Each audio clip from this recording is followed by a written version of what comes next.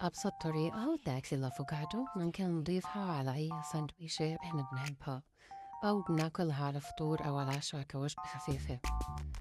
محتاجين لأفوكادو مستوية تكون طرية كتير، وبنحط معها رشة ملح مع عصير نص ليمون، وكمان بنحط لها زيت زيتون وساعتين وألف عافية.